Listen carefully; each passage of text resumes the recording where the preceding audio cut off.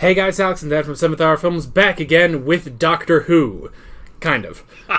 Last time around, we finished up the 4th Doctor's era with Logopolis. What was that one about? Well, if I recall correctly, it starts with the Doctor needing to repair the TARDIS. Was he going to do the chameleon circuit or something? Yeah. And he initially goes back to Earth, setting the TARDIS down around an actual police box, which accidentally ends up capturing Tegan because she needed to call the police because she'd had a flat tire and couldn't change it. But then we find out that the Master somehow had materialized his TARDIS around the Doctor's TARDIS, and so there's this kind of endless loop, and the Doctor said the only way to fix this is to go to Logopolis. Yeah. So now we've got the Doctor, Adric, Nyssa, Yes. and Tegan. Right. And they go to Logopolis, this place that's essentially run by mathematics. And one of the worst plots the Master has ever come up with. He figures he's going to be able to rule the universe, but instead he sets the end of the universe in motion, which requires him to actually team up with the Doctor to prevent it. But the last thing, they get back to Earth somehow to send a wave out through some giant telescope. The Master manages to escape, but the Doctor falls to his death, and we see him regenerate into Peter Davison. Yes, basically. So, and of course I just realized that we could have saved the recap for later in the video, but that's alright. But yeah, that was basically the gist of it. So today... How much later in the video I probably would have forgotten it all. Probably. So today, we are not going to be moving on into Season 19. We'll be doing that next week. Normally, what we do once we finish a Doctor is we go through real quick and give our thoughts on every episode that they had. However, it became very apparent that this was not going to be possible with Tom Baker because we had a year's worth of videos, basically, with this guy. So... basically, what we're going to be doing today, to annoy everybody, is we're going to be doing a tier list, because those are popular on the internet. So I've made one here myself. We've got all the tiers here, and we're going to be putting each and every episode of Tom Baker's Doctor Who into these different tiers. So, to explain the tiers we have, they're pretty standard, I would say. This is all going to end in tears. Yes, I would say they're pretty standard American educational system grades. So we have the S tier, the God tier, which is a complete 100% perfect through and through, which I don't imagine we're going to be putting so many, but I think there will be a couple. A couple of them, yeah. Yeah. We have the A tier, which will be a 90 to a 99% for anyone... I put in all the percentages for anyone who really wants to be a stickler for that kind of stuff. That's the great tier.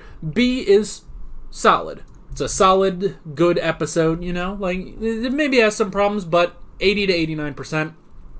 C is decent, which is, well, this is maybe a good idea or two, or the premise isn't that bad, or, well, it looked like the actors had fun. So that's 70 to 79.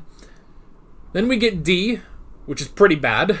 That is not how you get a degree in a United States college system. And that is 60 to 69%, as nice as that is. It's just not going to cut it here. That's pretty bad. And then F, which is a complete failing grade, the actual garbage category, which will be 0 to 59%. And that is where all of your comments are going to come in telling us that we're wrong. Which we do appreciate all of those because they really help with the YouTube algorithm. So, we have just a whole lot of episodes to get through. So, are you satisfied with these rankings? Sure. All right. Then let's go ahead and start off with Season 12, Episode 1, Robot. Doctor, we must get moving. Is something wrong? I've changed. Do you think I might attract attention? It's just possible. One moment. Vikings actually never had horns on their helmet. You gotta have something a bit more subtle. No? A bit more. Alright, third time's the charm. Come on. Pagliacci. David Bowie. Alright. Maybe fourth time's the charm. He's the fourth Doctor, you know? There you go. Much better, Doctor. Now, if you've... I like how they have to go through so many different ridiculous outfits to land on that being subtle. The first fourth Doctor story, where are we going to put this one? Now, here's what I remember from it. The Doctor appears at Unit. Yes.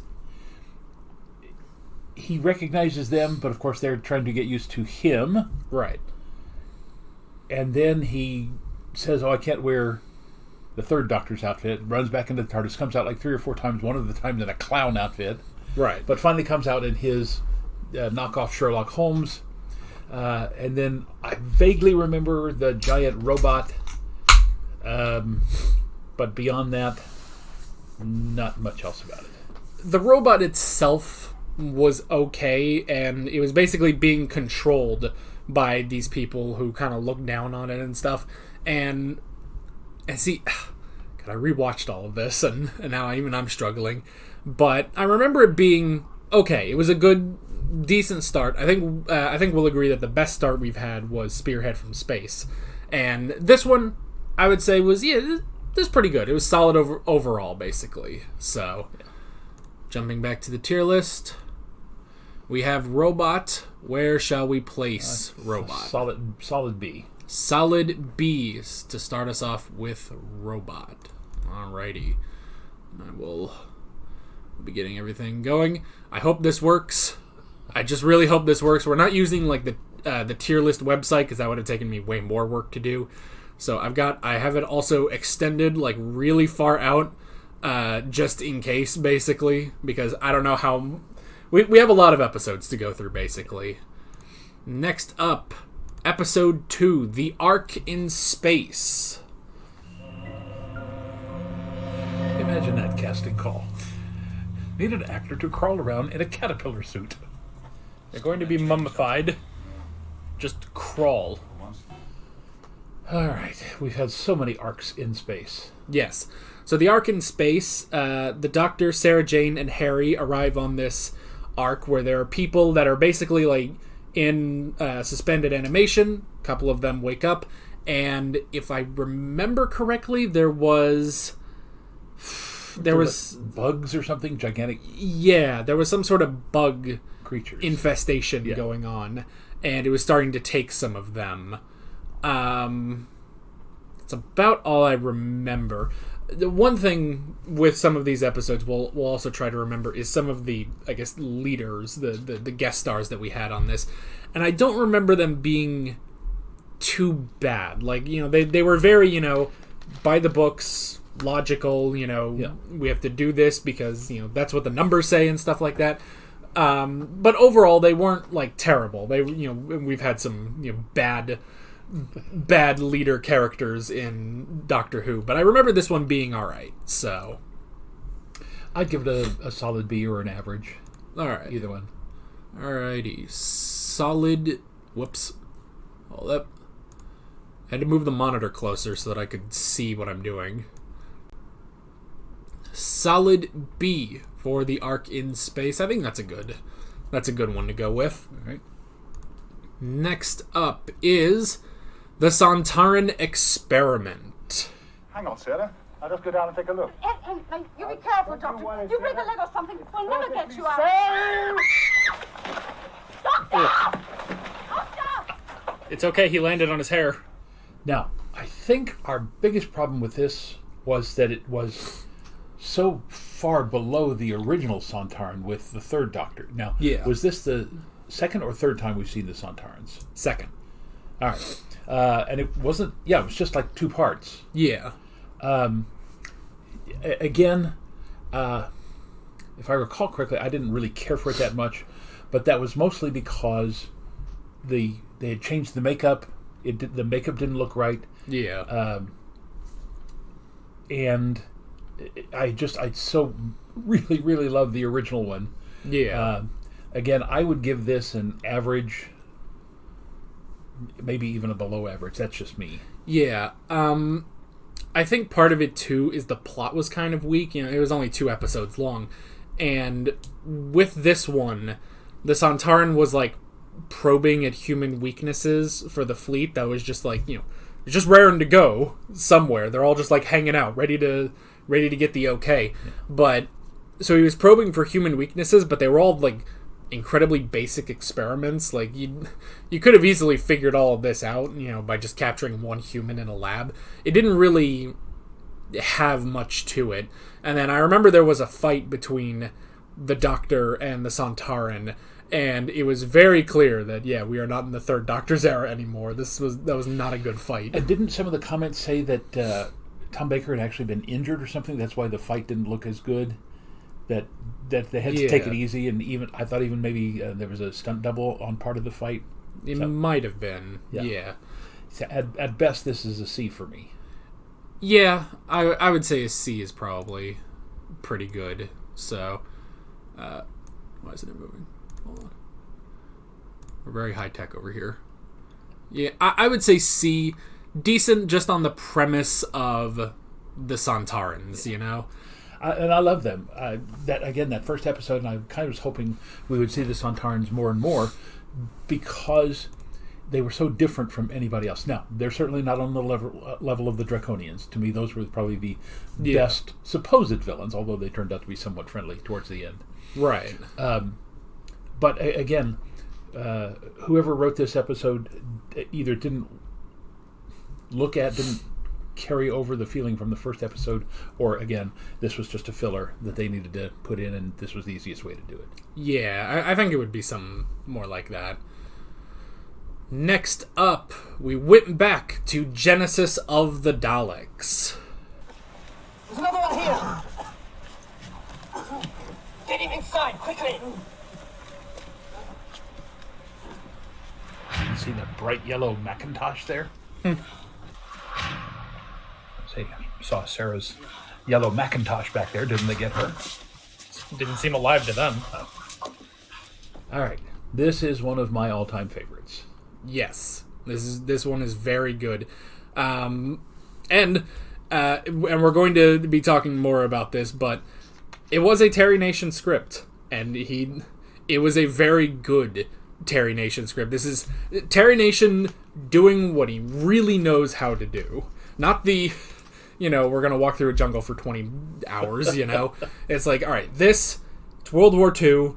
You got opposing factions, you got interesting stuff, and probably, I think we've only ever seen Davros the one other time in this era. This is easily the best version and use of Davros. Yeah.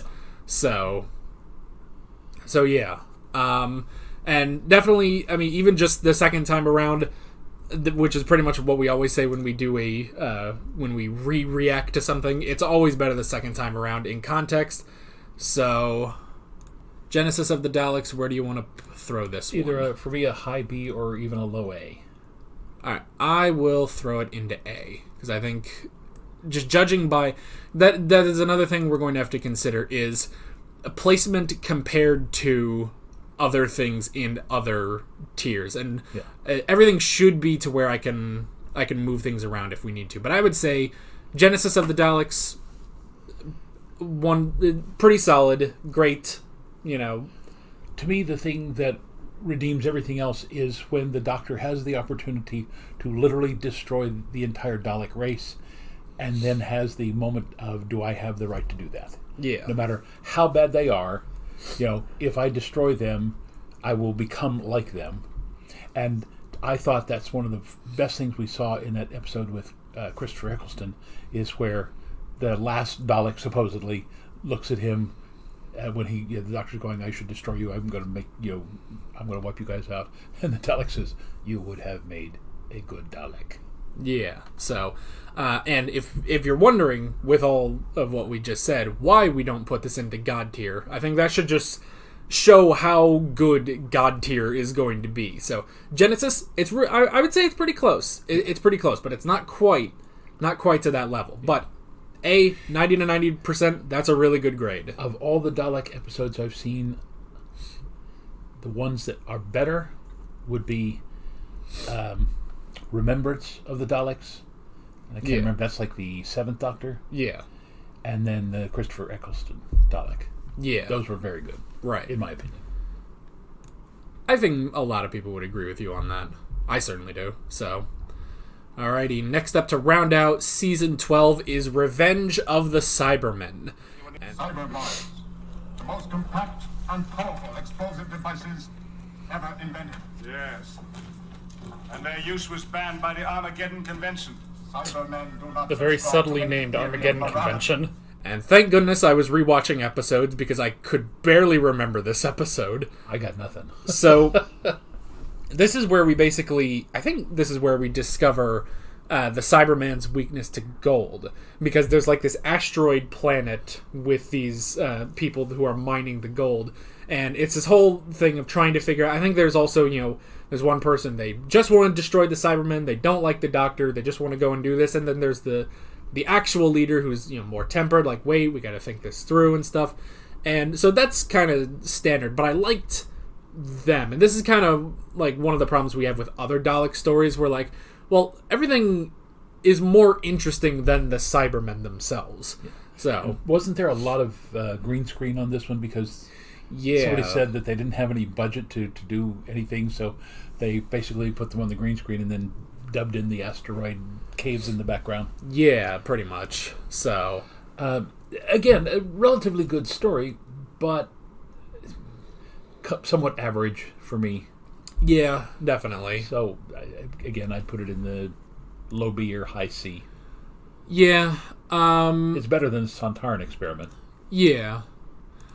I'll put it at C, knowing that it is a higher C. So, next up in Season 13, we have Terror of the Zygons.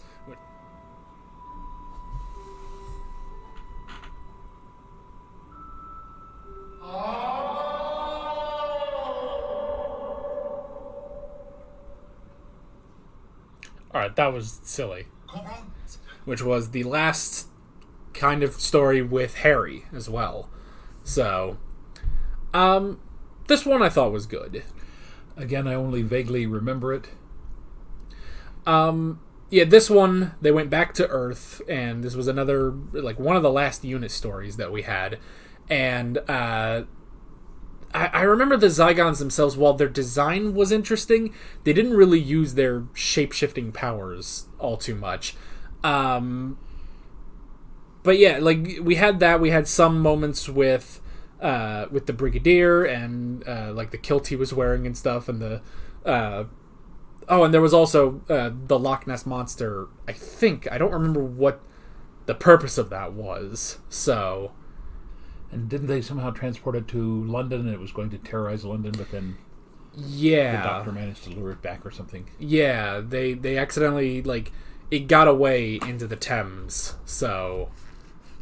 Yeah, but, I mean, I remember it being fine, fun enough, so... Either a B or C for me. Yeah.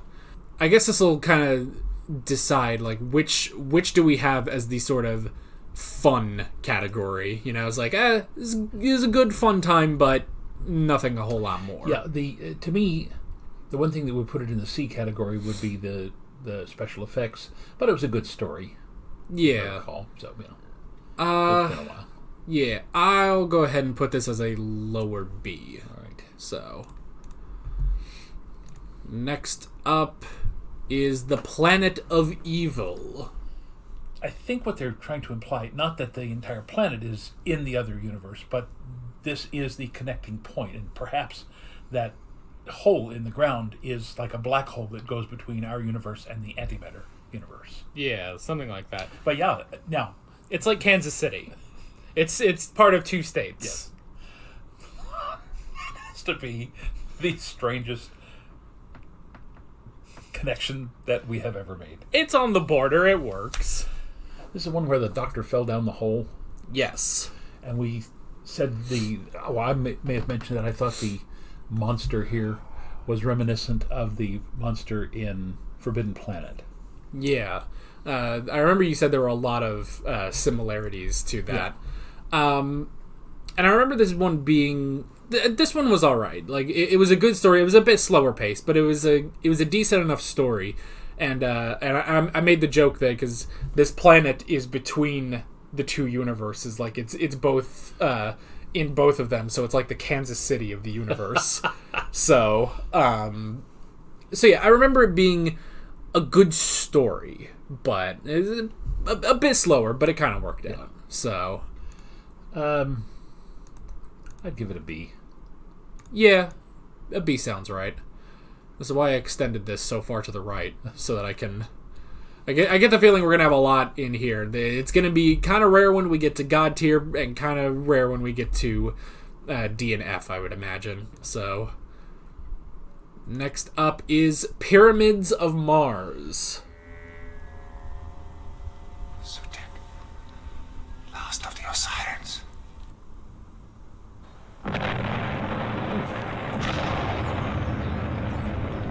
All you had to do was just whisper to him. Well, good job. I thought it was good right up until the last episode, if I recall correctly. Yeah. So, with this one, you have, going back to the British countryside manners, and this whole thing with Sutek, which was kind of interesting. And basically, like, in England, they were trying to build a rocket to send to Mars to blow up the pyramid that's there, because that is what was generating this energy that trapped Sutek in Egypt. And then the last episode, they went to Mars and went through like this really boring set of puzzles and stuff until eventually, I guess it just kind of worked out. But yeah, it was all right. It was a good story with a very weird, in my opinion, poor resolution. Yeah, because so. I mean, again, not that it was a historical, but the whole British archaeologists and the cult followers and all that sort of things. I thought they were kind of cashing in on the mummy story, or that whole Egyptology craze that we went through for a while in the 20th century. So again, except for that last episode, I'd give it a low B. Yeah. Considering what we have in C, we've got Sontaran Experiment and Revenge of the Cybermen, which were both all right. They're decent. I'd probably put Pyramids of Mars maybe as a low B, just because you're right, those first 3 episodes were pretty decent. Yeah. So, yeah, we'll go ahead and go with that. So, next up is the Android Invasion. Science, Jedi!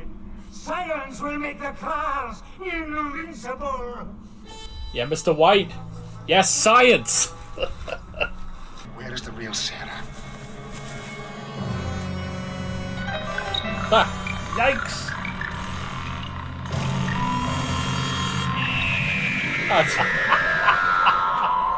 Well, good night, kids. Enjoy your nightmares.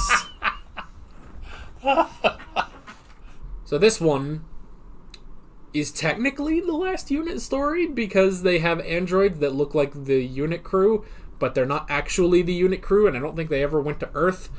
And so this was about the fake village? Yeah. And these guys, I don't remember what they're called. They're not Sontarans, but they might as well have been, because I think they were also trying to like find human weaknesses or something. I should have watched these reactions completely, because I don't fully remember what they were trying to accomplish with this. So if neither of us, I mean, I vaguely remember the rocket in the town square and everybody being replaced, or a lot of people being replaced. I don't remember how it ended up. So yeah, at best it's a C. Yeah. Alrighty, Android Invasion is going into C. Good, we can fill this out a little bit more. Next up, The Brain of Morbius. It's Morbin time.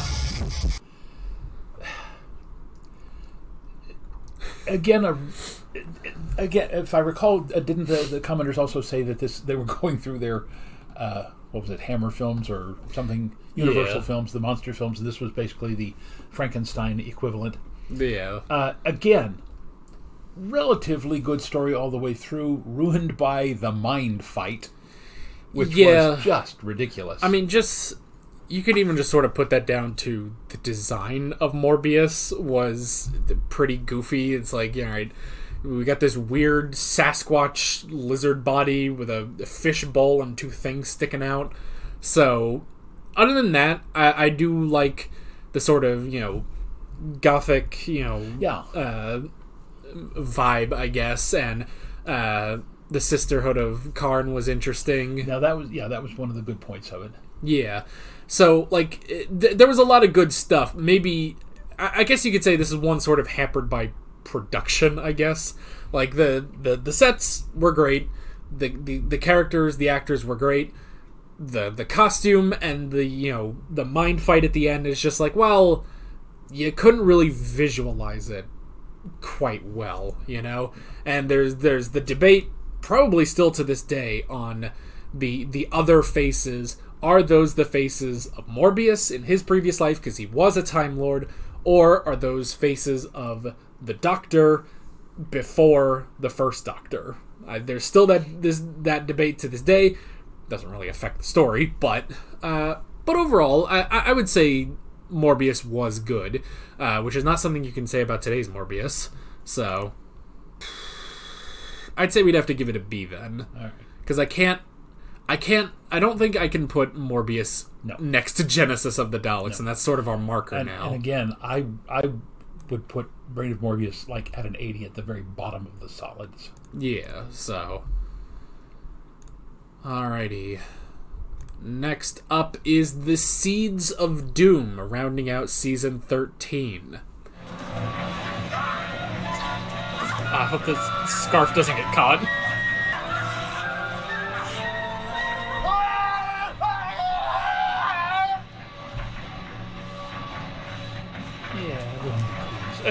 Yeah. You should, do an edit of just as he explodes.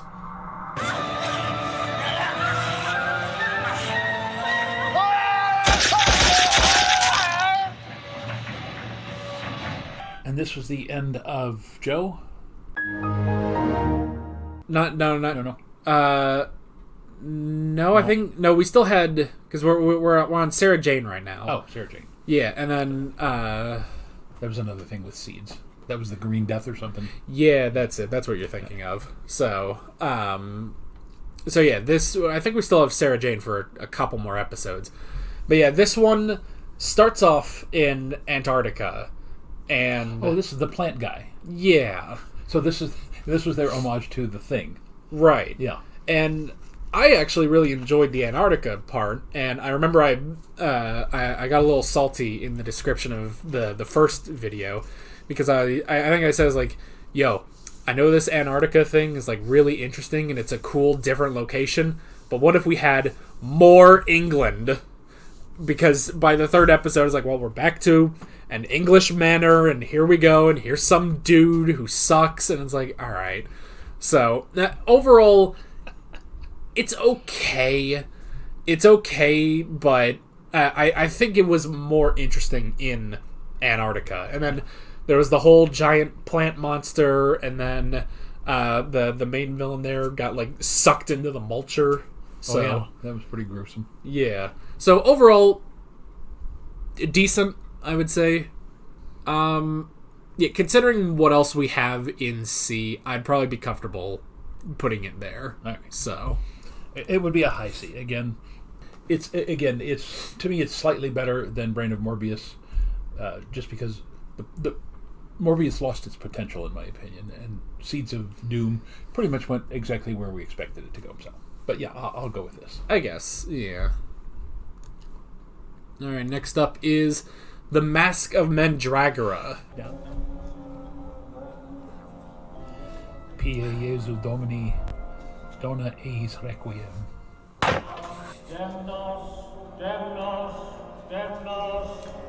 Man, I miss the Master. Remember when he led a cult? Yeah. Now, this one is the first one that, for me, approaches the God tier. Yeah. Because it was a very interesting semi-historical. Although we said that what was his name? Ludovici, whatever the young man's name was. I thought he would have made a great companion. Yeah. I think it was like Giuliano or something. Could be. I don't remember. But yeah, this one is definitely up there. Like, this is a really good one. And it shows, because I know what everybody's going to say, well, the historicals aren't as popular. I don't care. You're a time travel show. Do time travel. And have your aliens. Yeah.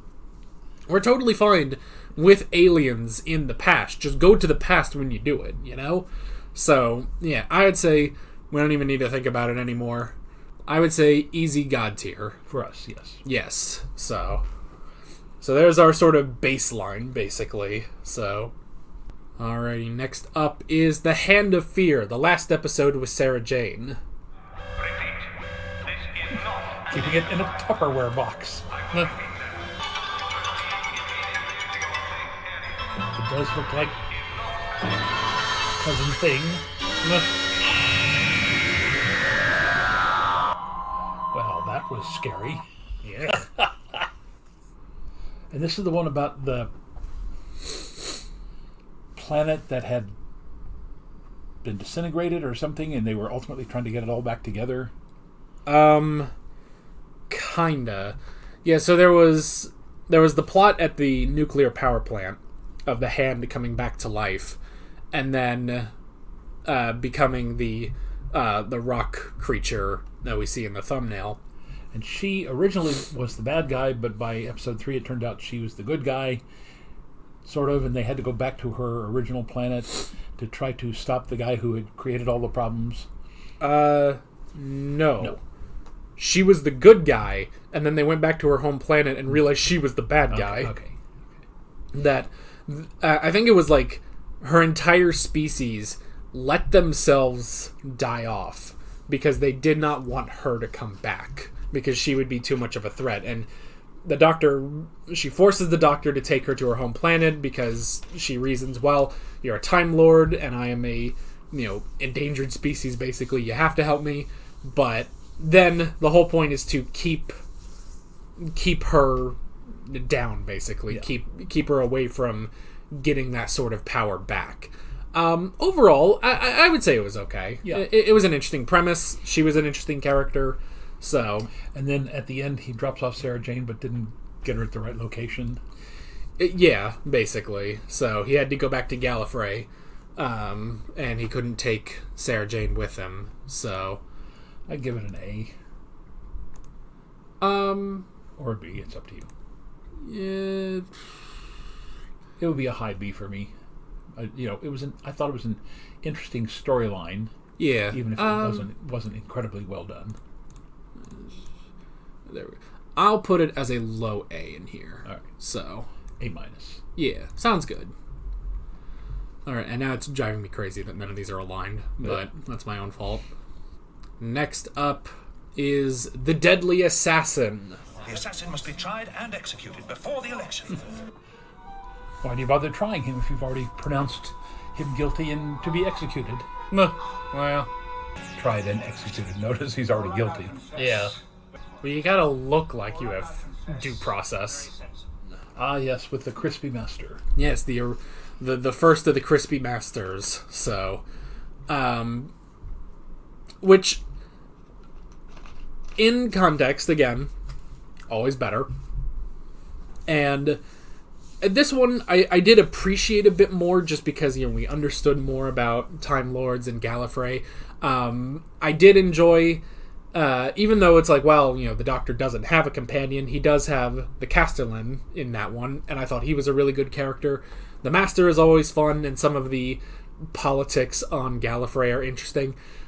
Where this one kind of falls apart is the episode where the Doctor is in the Matrix and he's like running around this quarry or whatever, or this forest, and he's trying not to get killed by like the Chancellor Goff or something, and it's not really interesting. Like, they kind of try to play with it, like, oh, well, the master will mess with your mind and stuff like that, but it only resulted in, like, well, you might be hit by a train, or, you know, harassed by a clown. And that was kind of it. So, but then after that, once it got back to, okay, you know, the master, he's trying to steal, he's trying to, like, take the Eye of Harmony to regenerate himself, but it'll destroy Gallifrey. That was interesting. So there's a low point in the middle, but overall, I'd say it's pretty good. Yeah. If you want to, I'd put it in the low A category. If you want to put it in B, I would be okay with that. I'll put it in A. So, yeah, I'd say that's good. Low A. Alrighty, next up is The Face of Evil. They cannot be found. Continue the search.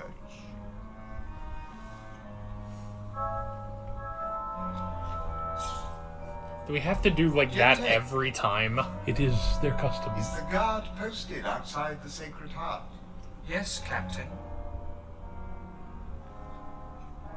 Oh, yeah, the Doctor's face on the side of the mountain. Yes, our first story with Leela as well. So This was the Tex. the Tesh. Tesh. Yeah, and the Seva team. And these people that have been there for like 1,000 years because the Doctor helped them, but didn't help them. Like, he helped them, but he, like, left an imprint of his own mind in their computer, which created Xoanon, which was this, you know, insane computer system. And then he got Leela. They went in, and he basically was trying to remove the part of himself from the computer. And once he did that, everything was pretty good. But aside from that, it was just the computer being insane, you know, putting his face on the mountain, or, like, when they would attack the Seva team, they were invisible. But when you shoot them, it revealed it was a giant Tom Baker face. It was pretty goofy, but it was alright. Yeah. And a good introduction to Leela. So yeah, where do you think that should go? That's either a low B or a high C. Yeah. I'd put it at a low B. Just because it's like it's pretty okay, you know. It's good. The story is solid. All the characters are pretty solid, and it was a good introduction to Leela. So I'd probably say B, considering what else we have in B. So next up is The Robots of Death. Stand still.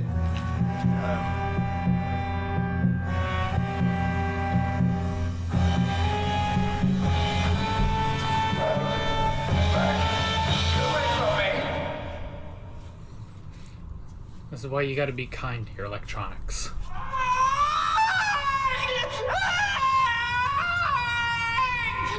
It's a great scream.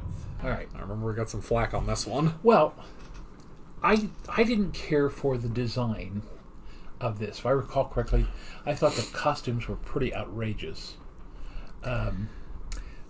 But essentially, this was a, you know, robots rising up against their masters, Yeah. sort of thing. Again, it was a decent story, but and you have to understand, I'm talking from a director standpoint, having, you know, been directing literally for 50 years now. The visual aspect of these episodes, to me, really kind of drew down the quality of the whole show. Yeah, and I understand I understand that was the point in the episode, like, you know, because it was about a bunch of miners, basically, but they see themselves as these elegant, you know, aristocratic people, even though they have, you know, one of the lowest jobs. So they all look that way, and that's why their robots are so stylized and everything, but it just doesn't quite hit. Even if that is the point, it doesn't quite hit right, I don't think.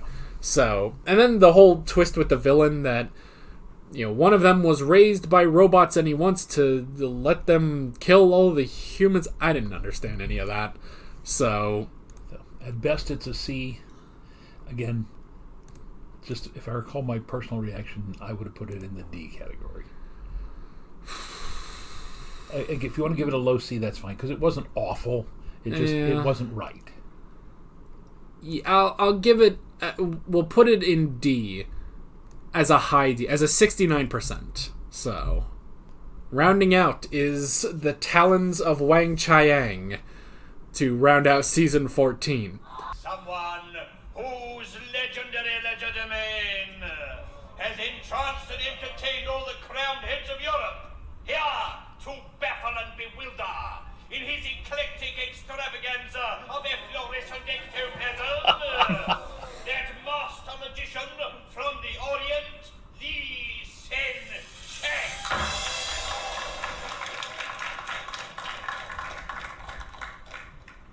Fast flick, very supple.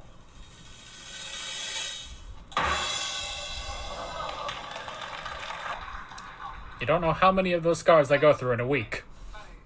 Let's get this out of the way, because this was the dumbest comment section I've ever seen in my life. Yes, it's not good what they did with that actor for that character. Just like it wasn't good when they, do all the Charlie Chan episodes and all those other, Mickey Rooney in Breakfast at Tiffany's. It was wrong then. It was wrong in the 50s and 60s. It was wrong in the 70s. So, but that being that said, it was a really good story. Yes, if you had an actual good Chinese actor playing Lee Sen Cheng, the whole episode would have been fine. There wouldn't have been any problems. He was not a racist character. It's just an unfortunate portrayal from the 1970s. Yeah. Other than that, great episode with a great story. So, well, I would say that I would still put it in the A category. It might be in the God tier if they had an actual Asian actor. Yeah. So, very Sherlock Holmes sort of thing. Yeah, I remember Jago and Lightfoot were great companions on this one. So, I would put it. I'm gonna put it in A because there was some of it, like the villain himself, Wang Chiang, was kind of forgettable. Like, honestly, Lee Sen Cheng was a better character. Yeah. It's just that his portrayal was so wonky. So I would put that, honestly, in the A category. So, good. Couple problems. Some, product of its time. But next up was The Horror of Fang Rock. What's happened? He says he thinks Lord Palmerdale's fallen from the lamp gallery. Oh, jeez! Really, you can't. Again, very claustrophobic. Lots of good characters. But I seem to recall there was something about it that we didn't care for. Was it the monster itself? Maybe. I think it was the Rutan, I think. The ancient enemy of the Santarans. It was just like this little jellyfish, glowing jellyfish going up the stairs. It wasn't that interesting, but the rest of it was kind of interesting. I think like he would possess some people, and then but again, a semi-historical because it's like early 1900s. Yeah, very upper-class British people stranded at the lighthouse there on Fang Rock. Yeah. Again, I'd give it a low A or a high B. Yeah. Again, the only real problem with it was the actual villain. Yeah. I'd say probably a high B is good for that one. So, okay. Alrighty, we're gonna have to start scooting over if we got another B. So, next up is The Invisible Enemy. K9, Asta, Kalei. Affirmative. Initiate instant kill. What does that mean? He knows. Ooh, right in the crotch. Oh no! Fried his fritters. Oh, you're Professor. Yes, now what? If you need me, I shall be with K9. Yes.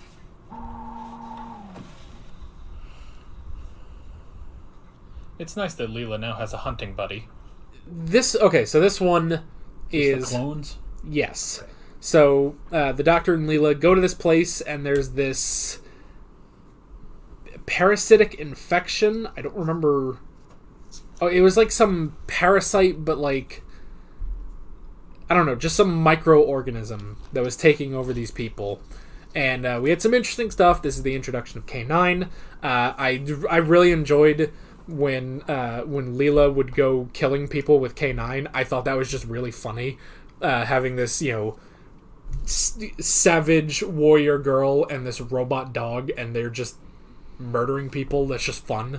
And this is I think I compared this to Fantastic Voyage, where they get miniaturized and get sent inside the body to kill the parasite or something like that. Yes, I compared it to the Magic School Bus specifically.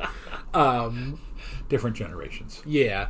So, but yeah, that was it. That a clone of the Doctor and Leela went inside the original Doctor to cure him, and then that somehow brought the micro parasite up, like it let it grow, and it was one of the worst costumes ever.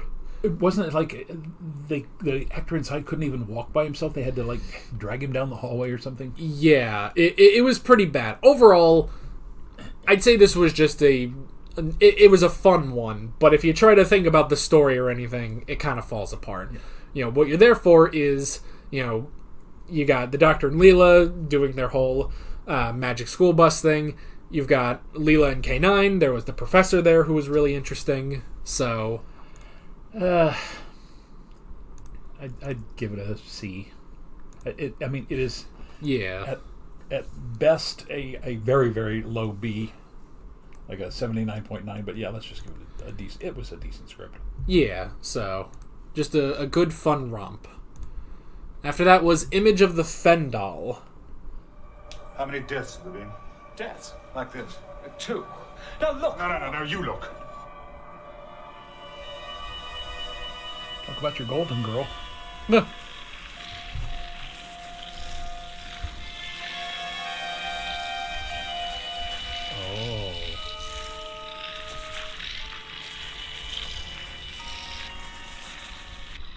And we just stand there looking at it dispassionately. Yeah. You got a woman glowing and what appears to be a giant serpent.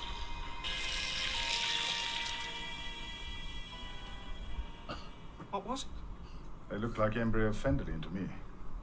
Gesundheit. This one was... I remember it being interesting. This is the one... I just watched this the other day.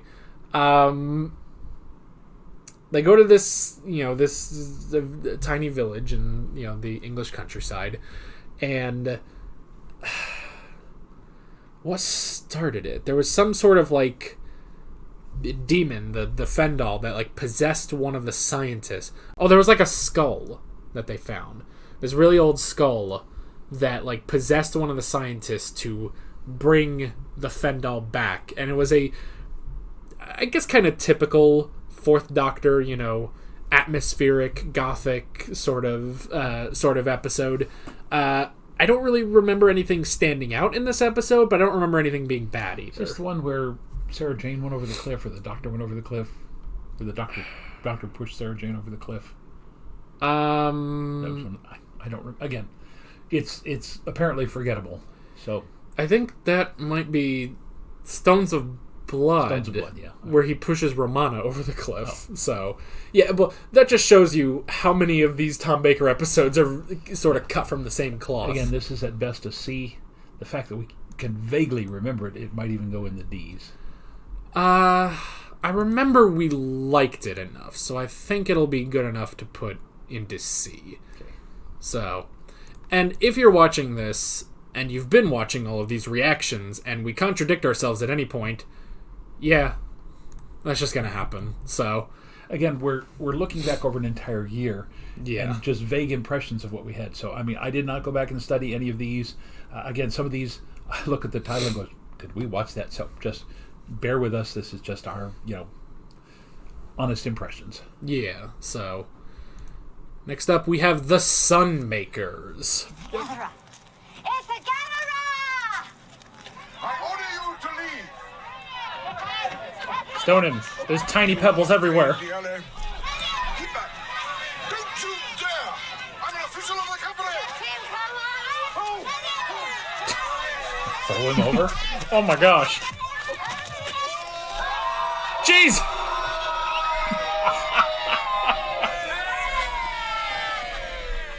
Very funny. Yes. And I think they intentionally meant it to be funny. Mm-hmm. It was like miners on Pluto, and there was a revolution, and this guy, the bad guy, Yeah. and he's like the comptroller, something like that. Yeah, something like that. And the guy who was his very obsequious type of toady, the two of them literally made this for me. yeah. And I seem to recall the toady ultimately got thrown off of the building. yeah. So, just for the fact that it was a serious story about, class inequality, but it was so incredibly funny in between, Yeah. I would actually put this in the A category for me. Yeah. I think this might have been the start of Leela's Revolutions. Yeah. That she kept doing, like, every episode. And yeah, and I remember, because this one, you had the, I guess the collector, the toady who, did sort of have this, very fancy outfit, but I remember we said it worked better here than in, the Robots of Death. Yeah. That was it. It works better here because it's just him. Yes. Because he thinks himself this grand debt collector. You are privileged to work for the company and all that. It only works because it's him. Yeah. So Yeah, and didn't we say, I think I had mentioned that this was during a time in Great Britain where even the Beatles wrote a song called Taxman about the fact that the British people thought they were being overtaxed by their government. yeah, So, I would put that in the A category, definitely. Again, if nothing else, Yeah. just for the humor. yeah. Which you really that is sort of part of it, because you kind of look at some of these other episodes and it's like, man, if this was funnier, I would have enjoyed it a lot more. Yeah. So, and not all of them. Not all of them are like that, but... Next up, we had Underworld. Oh. R1C to P7E. R1C to P7E. We must be right on top of it.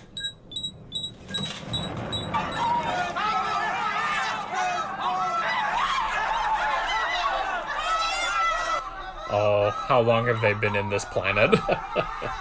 That puzzled look on my face. I don't remember this one at all. Well, here's the good news. None of the fans like this episode either. So this was the episode where the Doctor and Leela are on this ship that has been flying for like 100,000 years, and the crew was given the ability of regeneration by the Time Lords, but unlike the Doctor, who gets a new face, they just regenerate into a younger version of themselves. So they're 100,000 years old. They've been trying so long to get to the other people of their species, and they like crash land into the planet, only to realize those people have been inside of this planet for 100,000 years, not regenerating, and so they think the sky is falling, because they've been living in caves on this planet. And I can't for the life of me remember who these people are.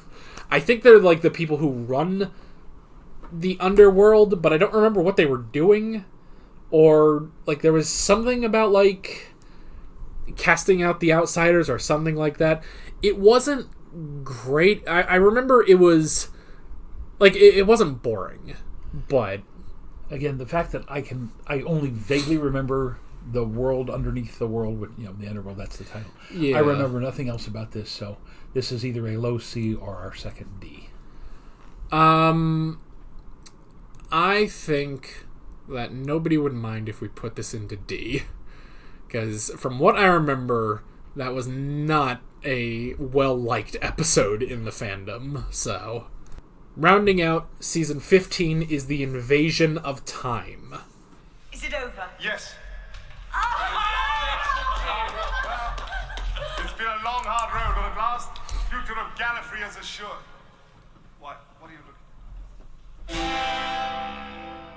looking? No.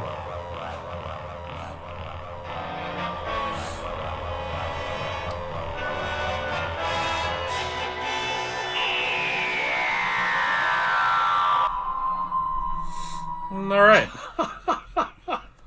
You know, So this one, the Doctor...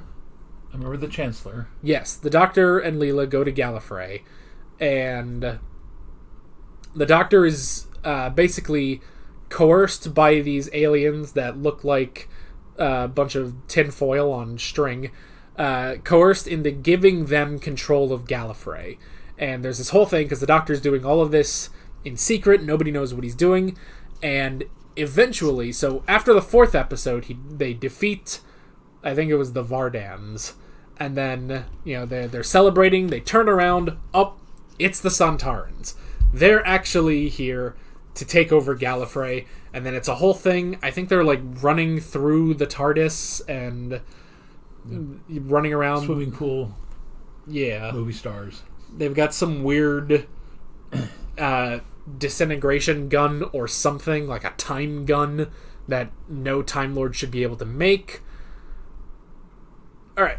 The good thing from this episode, I remember the Doctor's interaction with Barusa, the Chancellor, and I remember the Chancellor basically saying things like, Doctor, you were always a problem even when you were in the Academy.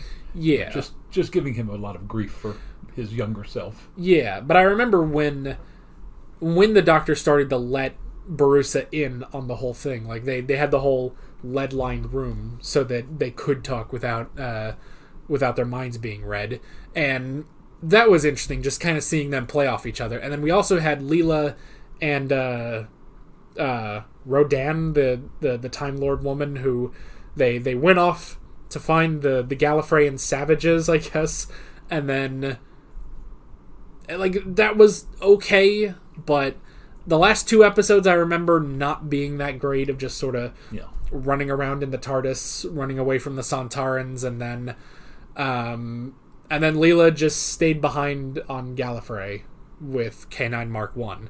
So overall, it's all right. Like, you're really like the best thing here is the interaction between the Doctor and Barusa. Yeah. Other than that, there's really nothing much. Yeah. So C is okay by me. If you want to put it in B, it would be a very low B for me. Nah, I'll comfortably put it into C. So, need to. There's no sort of zoom out. Oh, yes, there is. Just down here. Aha! We're gonna zoom out just a touch, just so we can. That didn't help that much. Oh well. Season 16, the Key of Time arc, begins with the Ribos operation. The secret of survival is always to expect the unexpected. Ow! Oh, I think this is to stop animals wandering into the city at night. There's a cocking lever there just below the keystone. Yes. I wondered if you noticed that. That's good. That's very good. And the introduction of Romana 1. Yes. I liked her a lot. And again, I know this is heresy among a lot of people. I liked her much better than Romana 2 because I felt that she was more of a foil. Yeah. Less of, and I don't want to say that Romana 2 was the damsel in distress, because she was certainly nothing like Susan or some of the others. Yeah. But I didn't think Romana 2 had the assertiveness that Romana 1 had. And so that introduction of her and her arc throughout this entire season, I really enjoyed. Now, as far as the Ribos operation, wasn't that some world was reduced down to a softball or something like that? I don't know. I vaguely remember. No, that's a different episode. This one was when they went to Russia in space, and you had all the people with the sort of Russian gear, and it was snowing, but it was an alien world. The Cossacks, yeah. Yeah. And they were trying to find the first segment to the Key of Time, and it was basically just this whole workaround. You had the two natives who were kind of the sort of bumbling con men and stuff, and then you had the warrior prince and everything trying to get this I think it was Jethric, this material that would let him rule an empire across the stars. And overall, it was a pretty good episode, I would say. It was good, it was funny. The plot wasn't amazing, but it was just fun.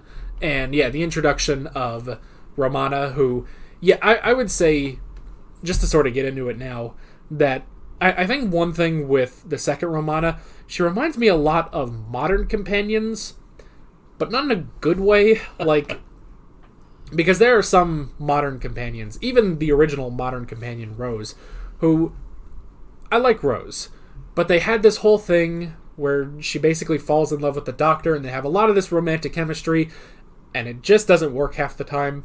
And then later, they get a companion who doesn't have any of that, and really, is just, busting his balls at every chance, and is, sassy, and, always a foil. And I think that's probably why I like the original Romana more, is that it is more of that foil. It's like, yeah, they don't want to be here doing this whole thing, but they are, and eventually they get along in their own, in their own ways, but they still bug each other.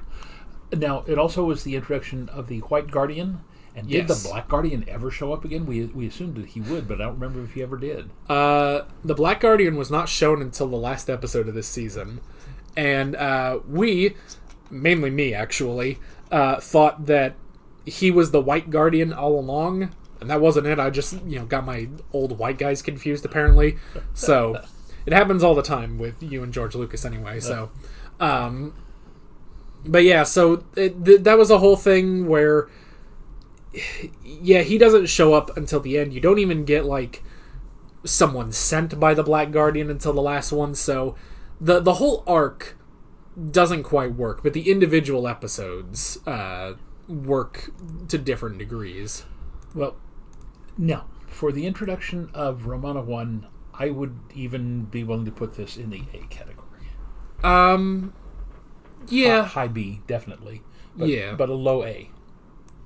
I would say, in a similar manner to the Sunmakers, honestly. Like, it was a lot of fun and good interactions with all the characters. Now, I don't want to put Sunmakers up in the God tier, but Sunmakers would be 99.9%. Right. I'd probably put Rybos as, a lower A. Yeah. So. Next up was the Pirate Planet. It's a speeder. No. I had an air car rather like this once. It was a present for my 70th birthday. Did you know that if you realign That's them definitely Flash Gordon. and put polarity oscillate, Also kind of fun. This guy was very funny in his own way. Yeah. But again, as far as the rest of the storyline, you'll have to fill me in. So, this captain dematerializes a hollow planet around another planet, crushes it. This is what you were thinking of. Yeah. Crushes that planet down, and then keeps it. Yeah. And one of those planets was the Key of Time, or the segment of it. So, what caused me to react like that? Do you remember? I think at some point, I think you said resistance is futile, and then they said it like 2 seconds later. So I think it was something like that. Yeah. I don't remember. Again, this is one of those that, because of his characterization, that makes it a bit higher. Again, didn't care for the whole Key of Time. Is it Key of Time? Key to Time? Key of Time. Key of Time arc. But this was an interesting series. Again, definitely a high B. I don't know if you want to put it in the A category or not. I don't know, because there was also this whole thing of, like, the queen who was trying to resurrect herself and stuff, and it just didn't really make sense. I'd probably put it in B. So I think B is a bit more comfortable for that. So Okay. Next up, we have the Stones of Blood. Yes, and it's closing on us fast. But it's impossible. No, it isn't. We're standing still. I meant a silicon-based life form is unknown, unheard of, impossible. Maybe it doesn't realize that. You know, the pioneers used to drive those things for miles. Up until the trial in space, this was very interesting. Again, very creepy, very mysterious, and I know the fans roasted us because we didn't like the justice in space, but it so completely altered everything that had gone before it. Yeah. And again, like the characters, but I thought the writing of the last episode drew the whole series down. At best, I would give this a C because of that. Other than that, it could have been a good solid B if they had found some other way to resolve the story. Yeah, it's just the such a serious tonal shift between them. So, yeah, I'd probably give this one a C as well. So, oh goodness, so we'll throw it over there. Just sort of scooch back over here, and we're all good. Next up was the Androids of Tara. Meanwhile, Next time, I shall not be so lenient.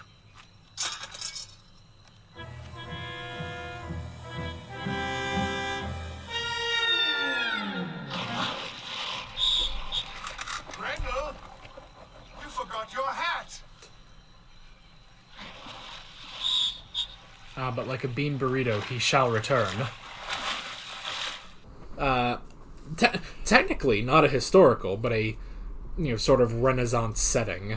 Renaissance setting where, again, it was a division between the religious people and the tech people, the science people.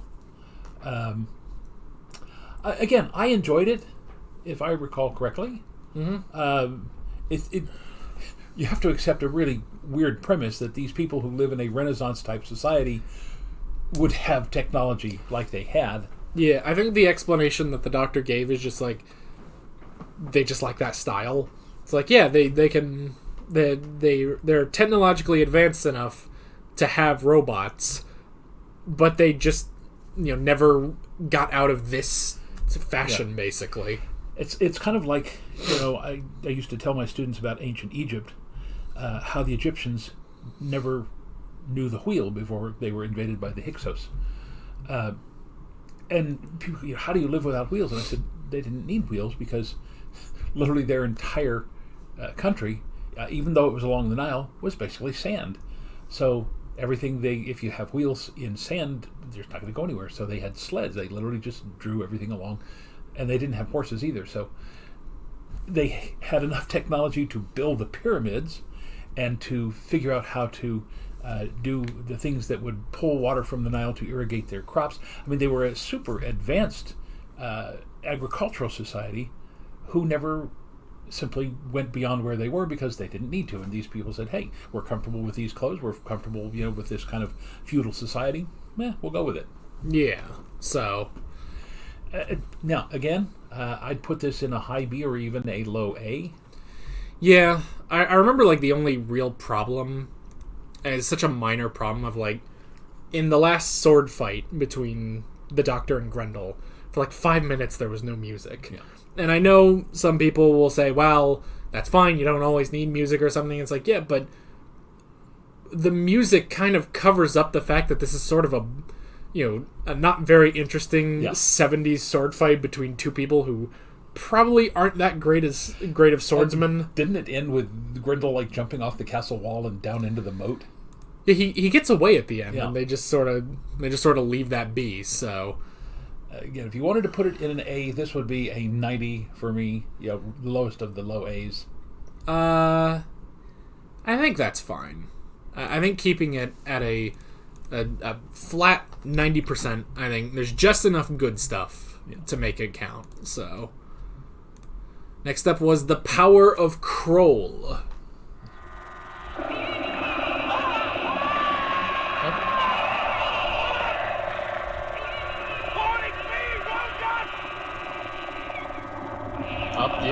That's a big squid.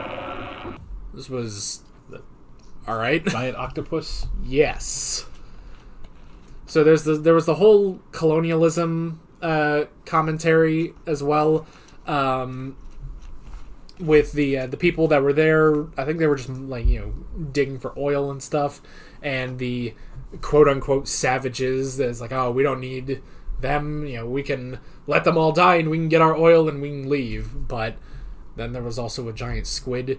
I remember specifically we were talking about American colonialism compared to more sort of British colonial ideas, and I remember that because there were a couple comments that were like, I didn't think about it in that sort of perspective, because there are differences between the different colonial types. So yeah, it's. And isn't this the one where, or it may have been something else, where one of the underlings decided that what they were doing was wrong and he was going to try to change it, and they actually killed him? Or was that one of the other ones? No, yeah, you're right. Is that he was going to stop them, and then the controller, after he went crazy, I guess, killed him. But then there was the other guy who was like, well, he figured out how to stop it or something, or the doctor stopped it. And he was like, well, I'm going to pick up where he left off, and I'm going to, go expose how wrong this is. So it was okay. It wasn't the most interesting thing. I'd go with the C. I wouldn't be upset with a C. Alrighty. Throw that over into C. Haven't found any Fs yet. Next up is The Armageddon Factor, rounding out Season 16 and the Key of Time arc. Oh,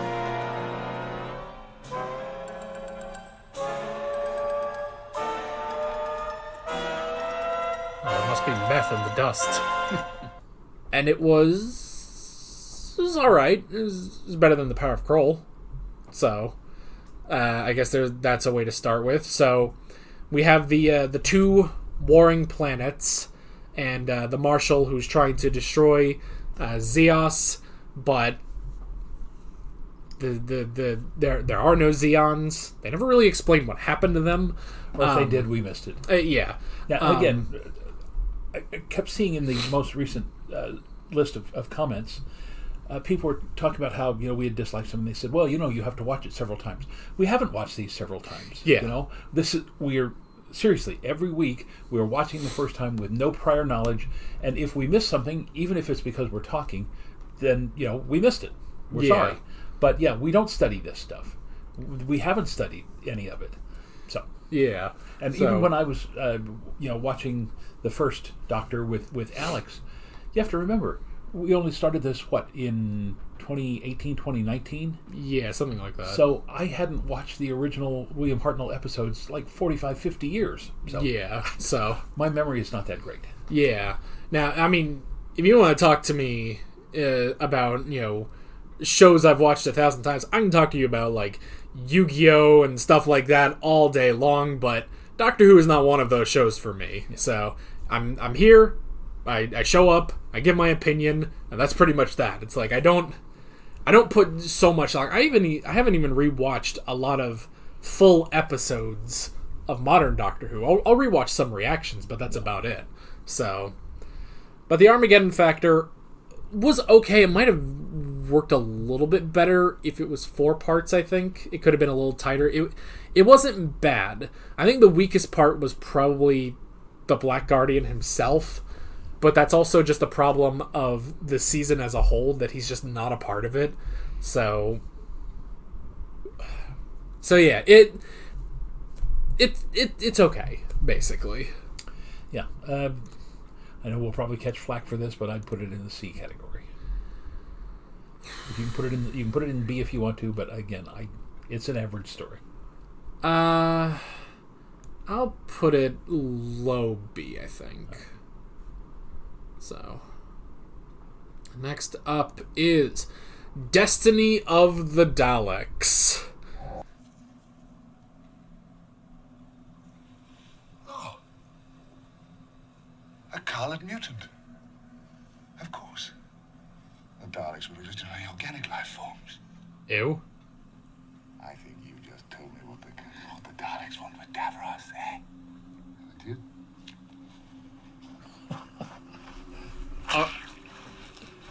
You're not gonna be mean about it. You know, I said we haven't had any F tier yet.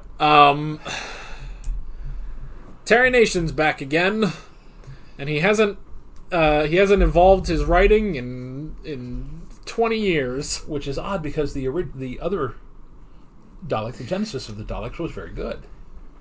Yeah. So now I do remember though, people said that this one he barely wrote. Like he gave like a vague outline, and then Douglas Adams wrote the rest of it.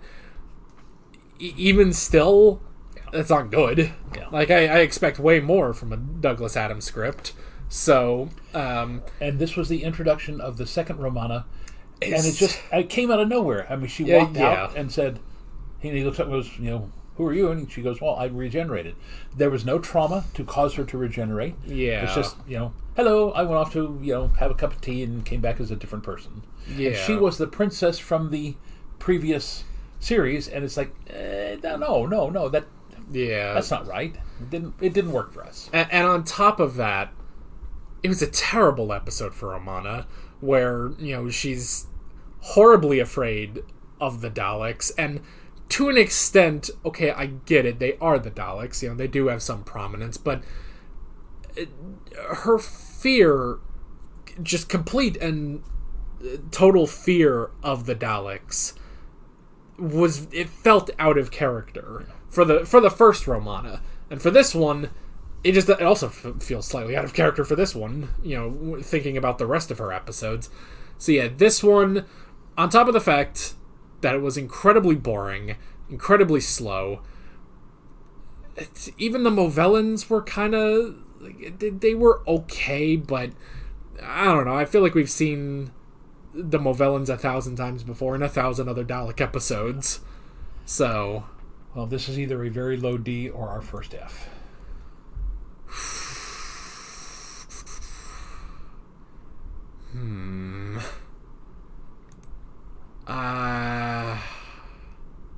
I don't know, cause see, I'm looking at Robots of Death and Underworld, and I'm trying to like think like, okay, are they on par with those, or is it lower?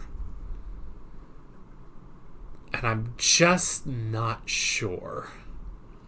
Well, you can put it in D, and again, this would be a 60 or a 59.9 where they rounded it up. Yeah.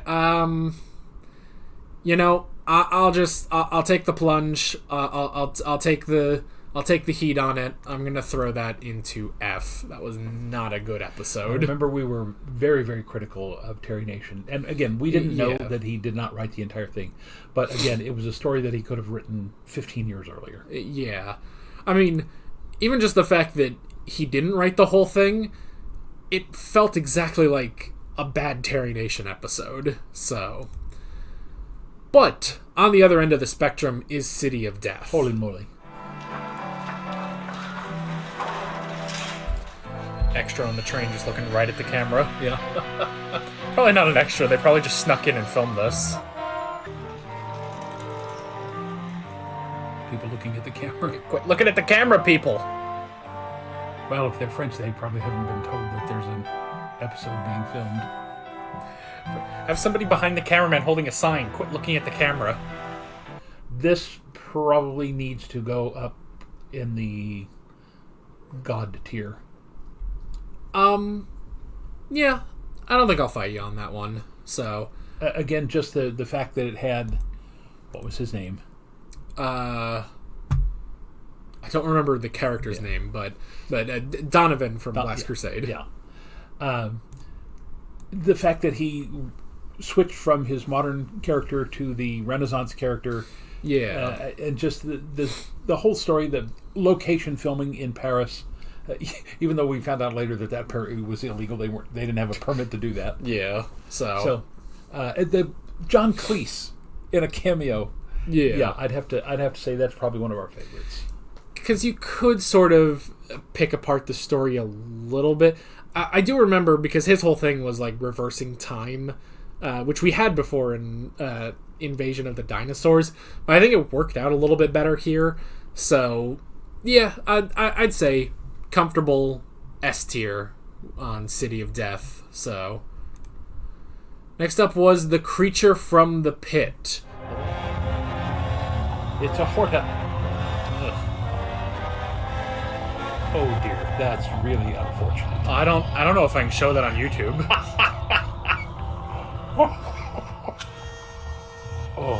The one you can't show on television. So not safe for work either. Yeah, so and again, that we were later told that was a bit of improv on Tom Baker's part. Oh Lord, it's just how. What did he think they were going to cut that? Because we know that they didn't have a whole lot of time for editing this stuff. So unless he maybe it could have been something like between takes, they're about to go to lunch, so he just kind of did that as a joke. Maybe it cut just before they all cracked up. But it doesn't help. It's not Tom Baker's fault that it looks like a penis to begin with.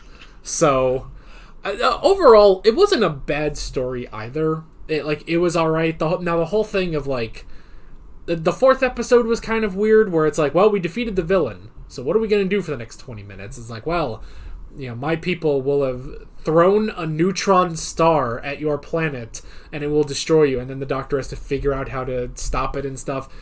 So it kind of went off the rails, and yeah, the whole alien creature was weird. Low C. Yeah. It's not quite a D, but... Well, yeah. Alrighty. Notice we got a real bell curve going here. Yeah, we do. So, next up, Nightmare of Eden.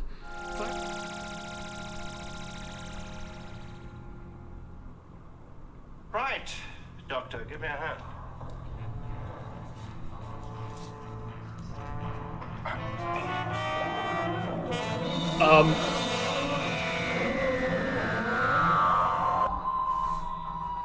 All right. Well, it was very patiently waiting for them to finish up with that. If I remember correctly, not many people enjoyed this episode. I thought it was okay. Yeah. Very odd accent from the semi-German guy there, if I recall correctly. Right, yeah. Yeah, so there's the whole plot of the device that had different environments, and there was this drug smuggling thing. Oh, there were the creatures that Doctor Who fans said looked too stupid, and we looked at them and we were like, really? This is where you're going to draw the line? We've seen some pretty terrible costumes, but this is the one. To me, again, the absolute worst were the giant, Pizza Hut gumdrops in the third Doctor. They were pretty bad, yeah.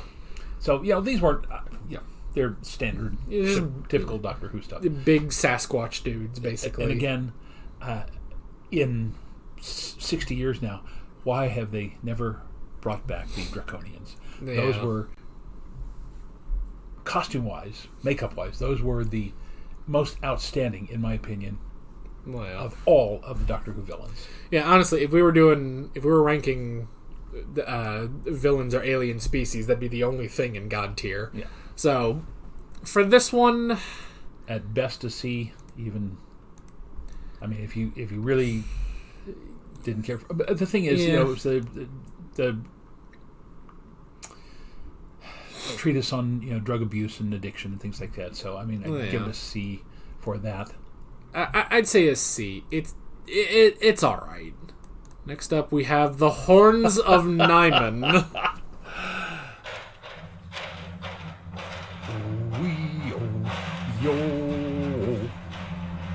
That's a little too Wizard of Oz, don't you think? Whoa. I have spoken with the Naimon. The new sacrifices from Aneth are the last that he demands. And we really are on the brink of having the promise fulfilled. I believe we are, Sorak. I do believe we are. The second Skolon Empire will be born. It's like a bad imitation of Jonathan Pryce. Oh, Lord. Ooh. Yeah, I know. And apparently the fandom would rate this one an F. I wouldn't have a problem with that. I think, like, the most positive thing is, you know, people will say this is like a guilty pleasure, and that's fine, you know. I know there were some people that liked the one Jonathan Pryce knockoff guy. Oh yeah, but I thought we thought he was a little much, and the Naimon themselves were pretty boring. Again, at best it's a 60, but I would have no problem giving it an F. Yeah. Well, and again, we found out later from the fans that it was supposedly a takeoff on Greek mythology, and that a lot of the names were anagrams or variations of Greek mythology. I've studied Greek mythology, and I didn't. I mean, yes, you got literally a Minotaur character, but other than that, I didn't see the connection. Yeah, so it was very vague. Rounding out season 17 is Shada. He's such a nice old man. I wonder if the stories of Salievin were exaggerated. More than likely. The Time Lords overreact to everything. Look at the way they treat me. Yeah. I expected sometime in the future, in about 200 years' time, someone will meet me and say, "Is that really the Doctor?" He seemed such a nice old man.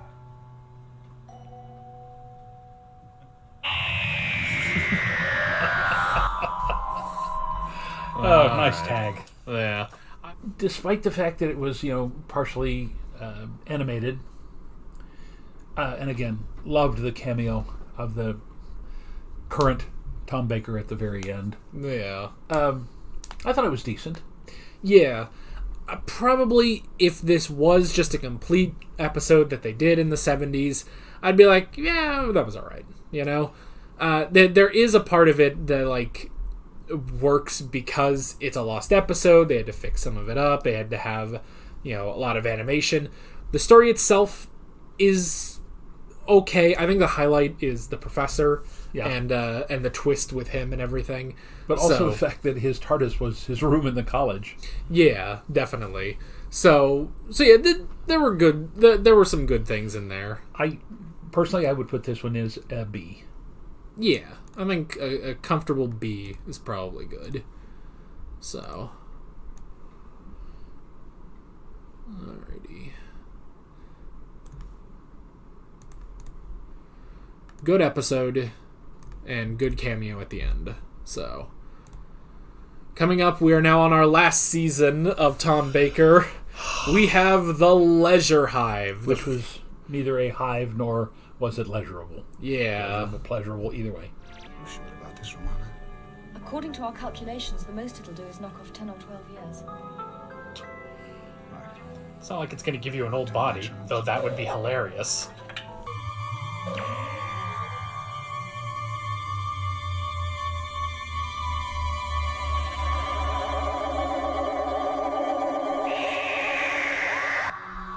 Oh no. Now he's present day Tom Baker. And our first of the JNT era, which will take us through the end of Doctor Who.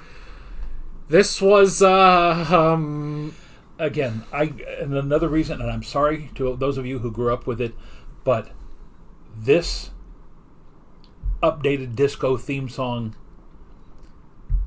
is nowhere near the spookiness, the real science fiction vibe of the original. And I've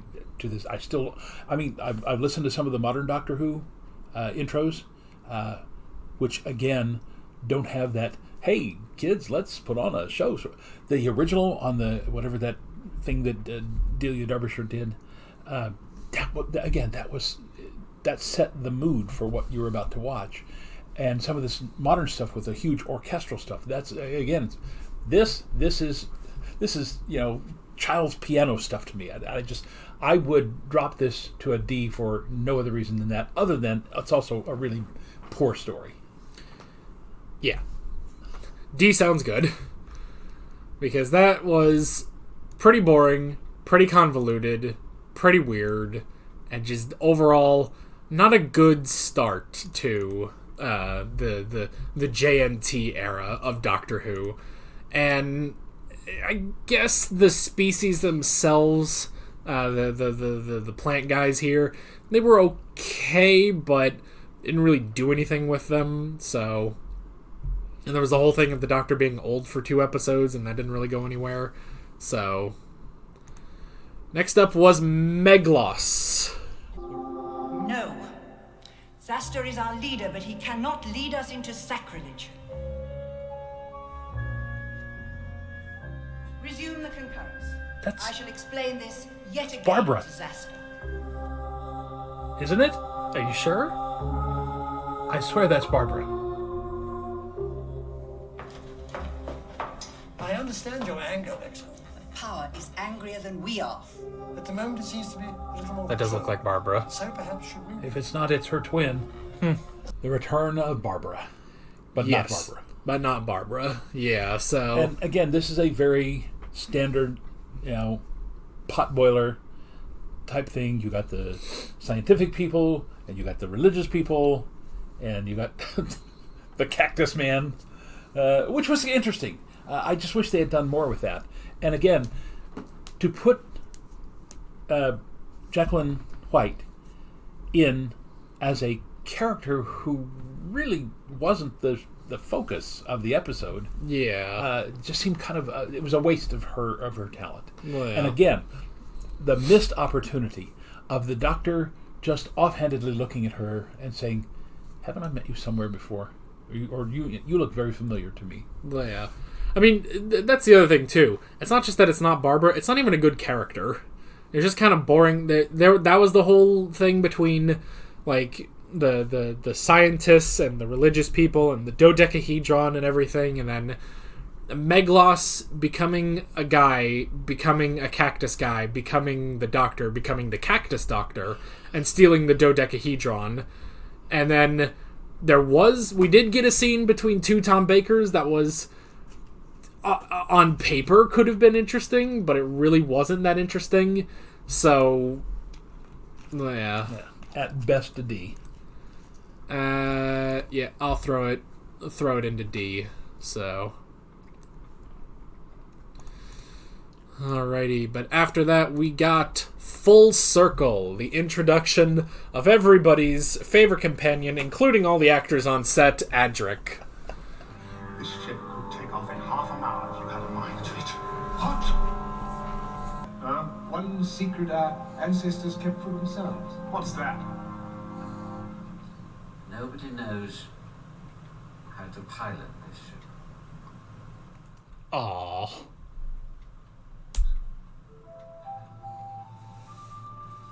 That's embarrassing. It was an adequate story. You land on what appears to be almost a Stone Age planet, but then they say, "Oh, the mist is coming, the fog is coming," whatever it was. So we all have to get into the Starliner. And it's like, what? The Starliner? And again, we kind of missed this, probably because we were talking. But as it turns out, these people think that they are the descendants of the people from the Starliner, but they've forgotten how to fly it. It turns out they are not the descendants of the people of the Starflyer. If I recall, this is what they told us. Well, yeah. They had actually killed off the people, and then simply came to believe that they were the descendants. Again, it was a confusing story. Yeah. Who came up with Adric? Again, I understand they're looking for a Jamie vibe, but this kid didn't do it. Yeah. He's annoying. I mean, he's not a Steve Urkel kind of annoying, but he's annoying in that I don't see overall what they thought he was adding, other than the fact that he's a teenage boy.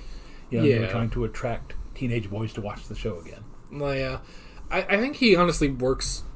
He kind of worked better once Romana left. Like, he and Romana didn't work at all, but him and the Doctor slightly work together, so...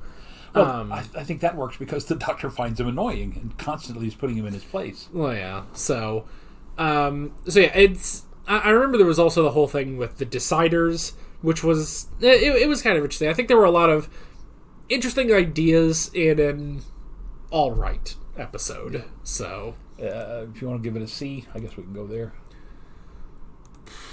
I mean, if you wanted to put it higher than that, that's fine. I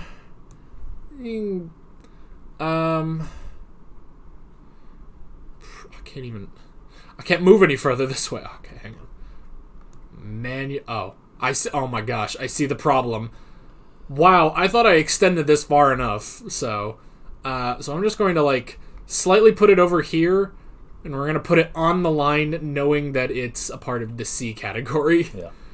Wow. Alright, well luckily we don't have too many more episodes left, but I kind of thought I had enough space for everything. Good to know. Next up is State of Decay.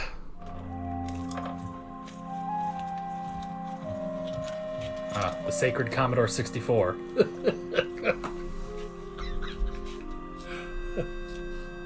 The vampire story. Again, I really like this story. I think I said it was my favorite since City of Death. Love the stylization of the vampires. Again, the only real drawback for me was I love the idea that the spire of the castle was actually going to be the rocket that ultimately came down as the iron spear or whatever it was, the metal spear. Anyway. Yeah. But again, the stylized characterizations of especially the Lord and Lady vampire, and then this guy too, very good.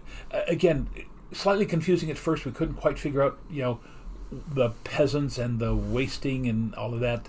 Somebody finally explained that to us in the comments. Yeah. That the wasting was basically when the people were taken and their blood was sucked up. Yeah, it was just the excuse they gave, basically. I would put this in the A category easily.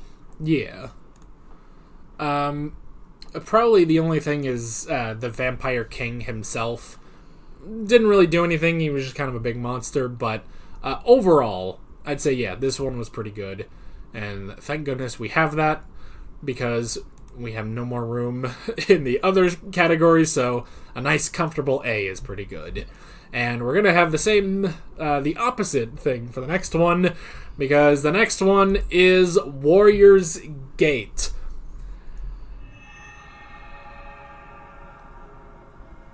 Alright then. Bye.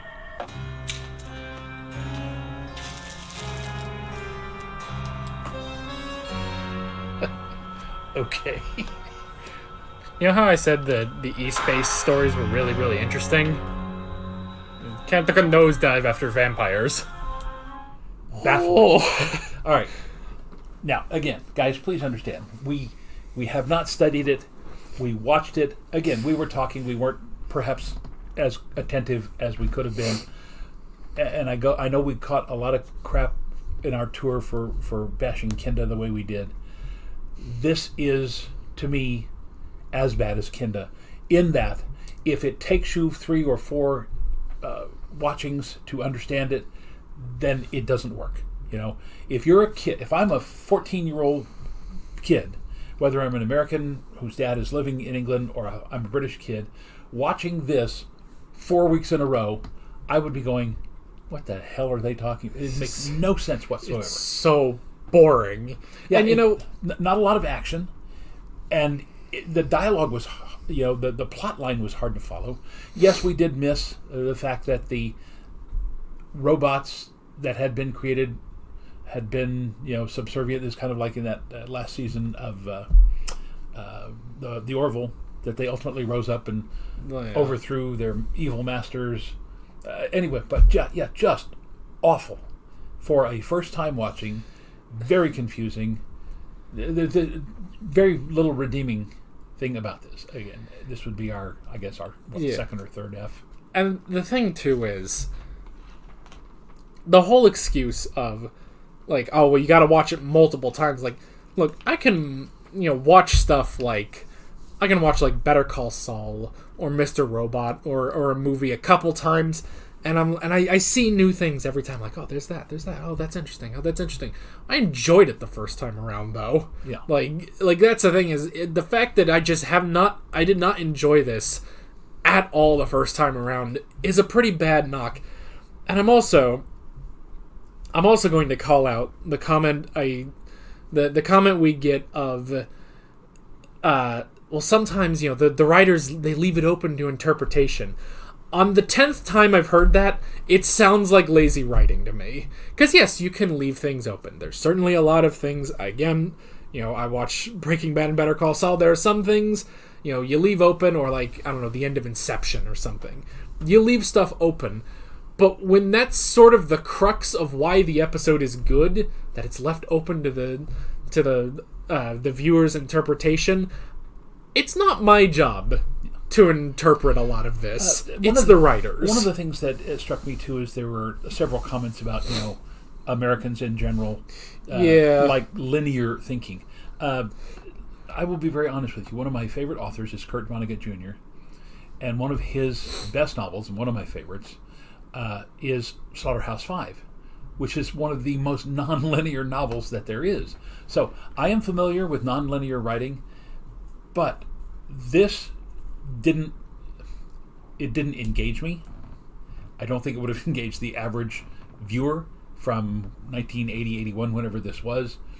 And again, I'm glad that people enjoy it on multiple views and studying it. If you enjoy it, that's perfectly fine. We don't have a problem with that. Yeah, and props to the people who were cool about it, where they're basically say, well, I disagree with you. I like this episode, but that's fine. If you dislike it, that's fine.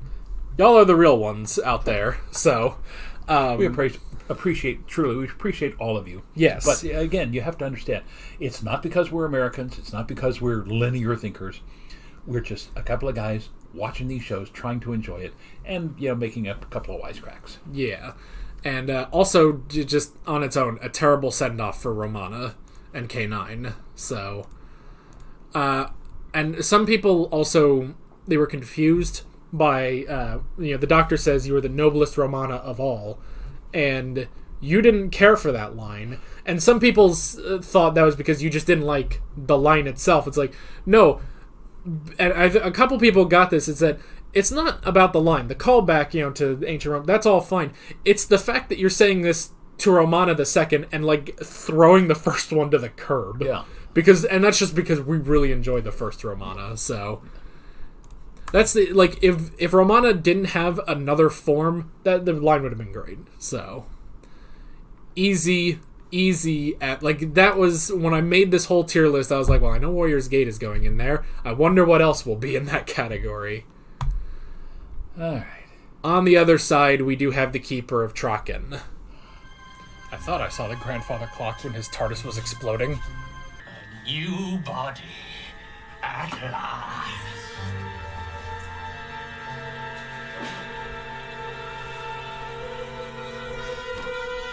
Oof. Gave him a haircut, new clothes, looking good. At last.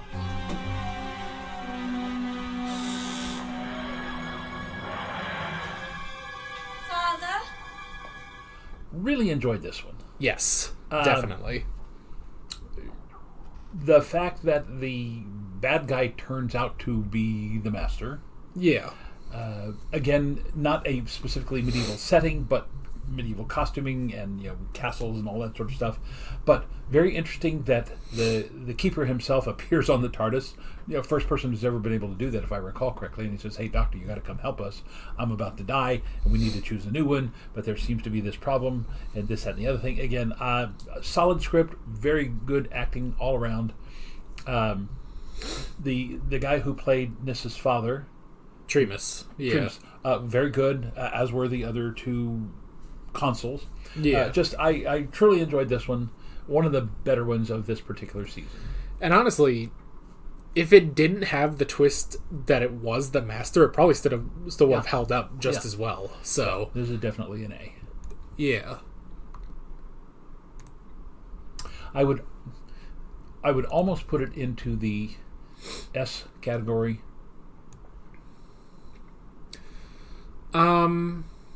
Yeah, it's pretty close. Yeah. So,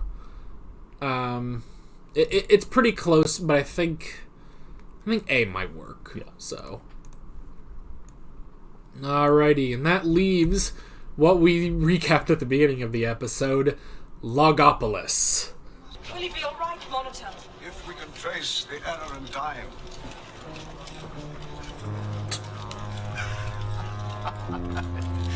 At last, Doctor.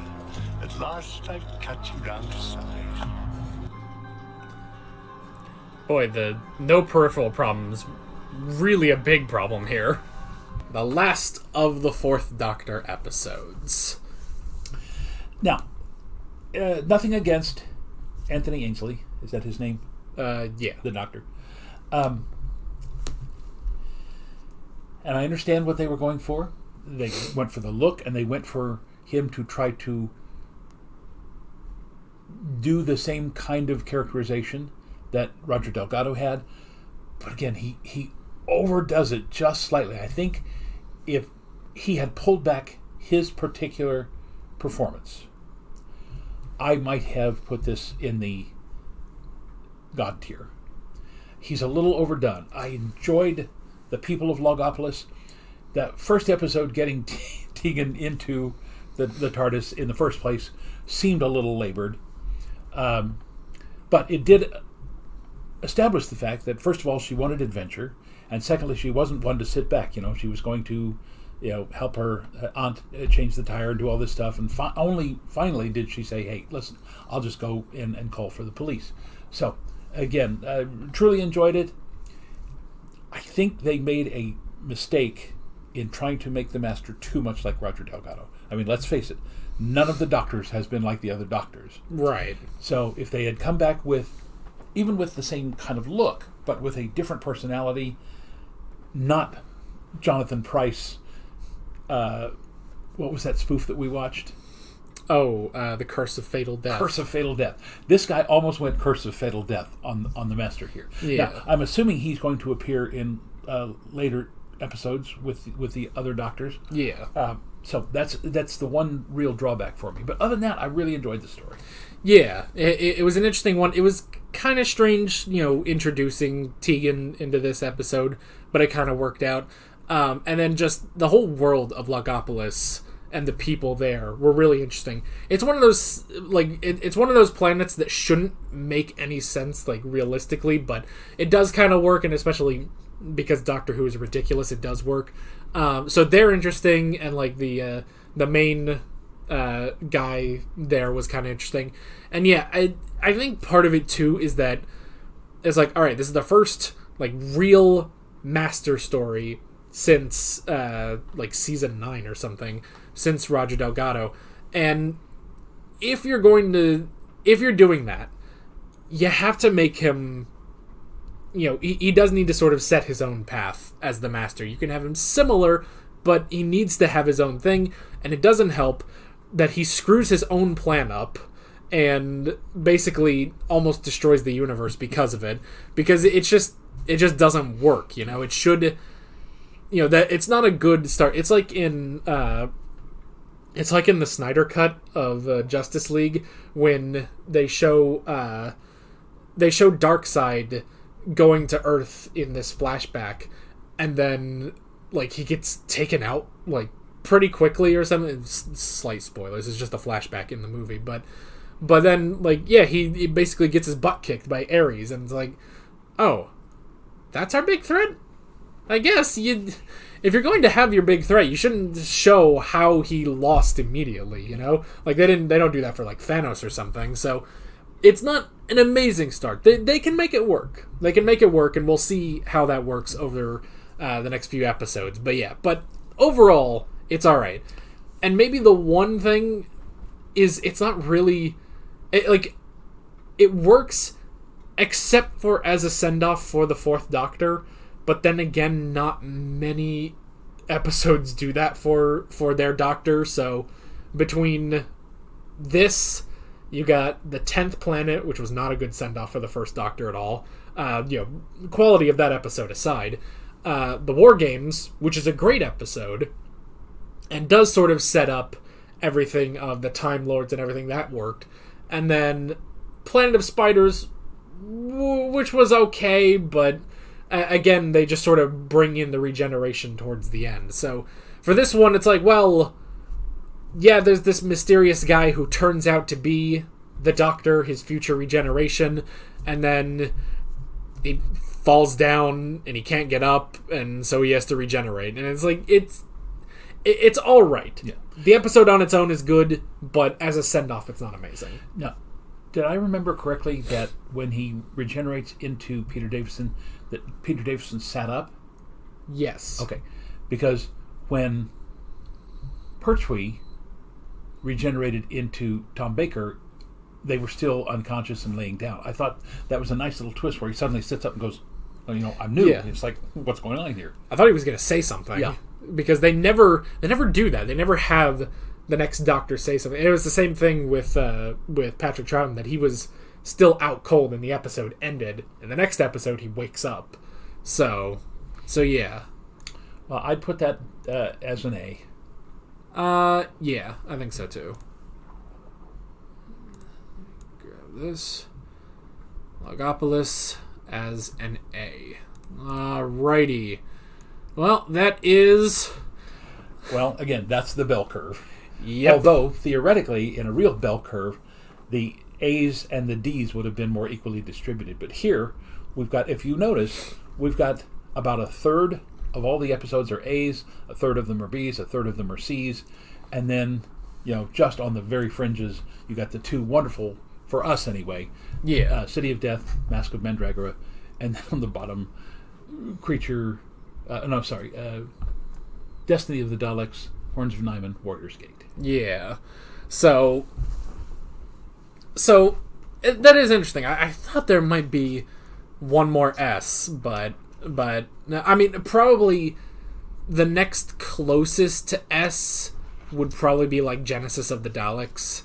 I think that is so high A that it could almost be S tier. Yeah. But yeah, other than that, because that's the thing, we could go through and try to order them, in terms of highest to lowest, but there's so many of them there, and I don't know if I can do that right now. Yeah. But I would say that's, a pretty solid list overall. And again, Full Circle is a part of the C category. We just ran out of space, so.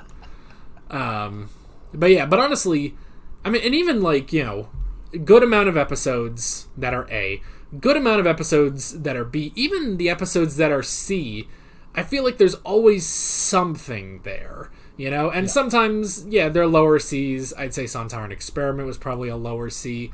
But then you get stuff like, The Invisible Enemy. That was, I would put that as a, middle of the road C. It was enjoyable. The plot wasn't amazing, but it was just a good, fun episode, basically. So, yeah. So that is basically it. We probably should have counted how many of that was. Well, that's 42 episodes of Doctor Who, with some of them being doubles. So yeah, that's about a year's worth of reactions. Oof. Boiled down to about an hour and a half. Yeah, pretty much. I was curious how long this was going to go.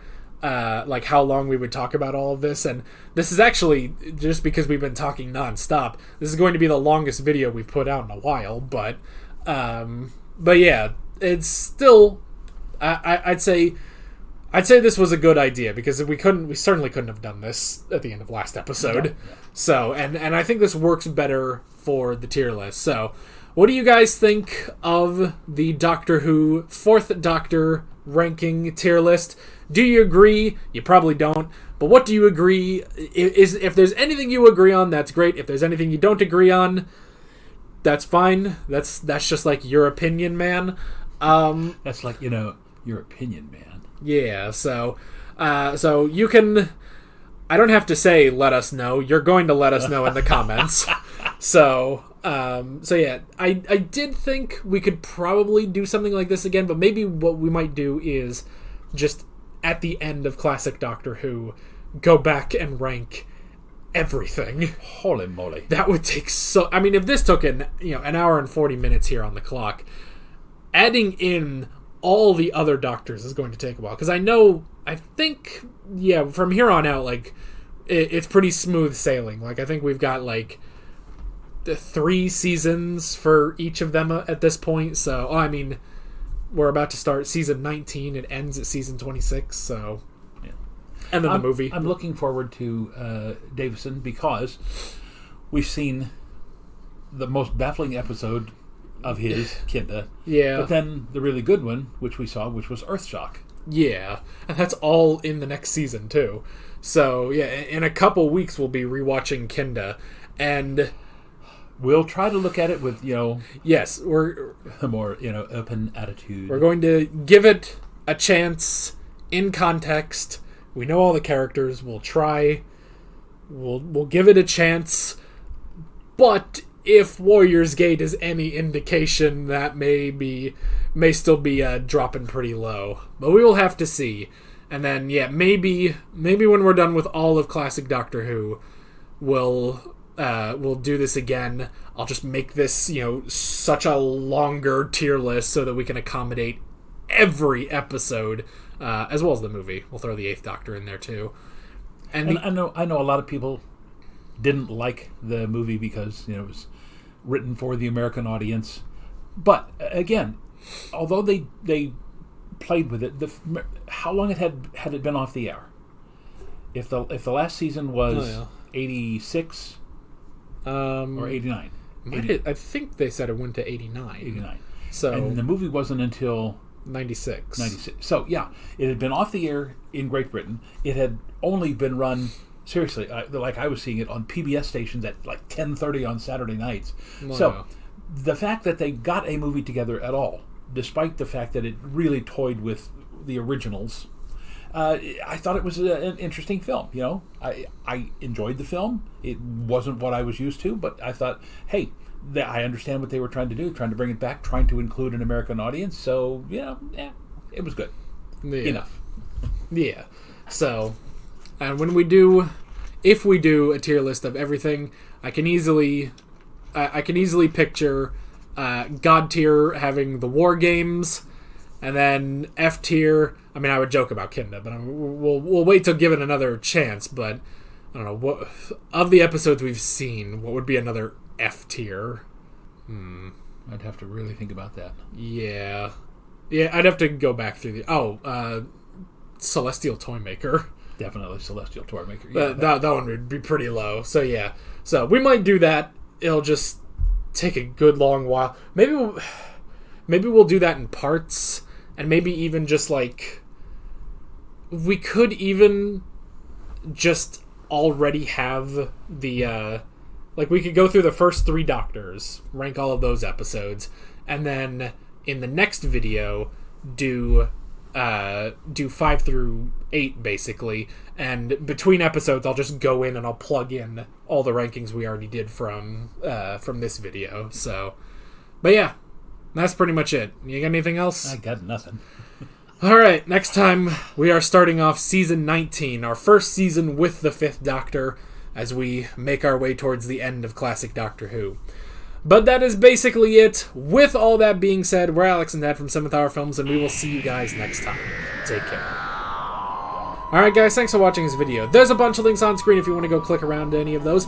There's a playlist for all of our Doctor Who classic reactions, all the reactions actually, that we actually do, as well as all of my modern Doctor Who reactions if you want to go check those out. There's also a subscribe button and a Patreon button on screen, as well as other links in the description if you want to go check out any of those. See you guys later.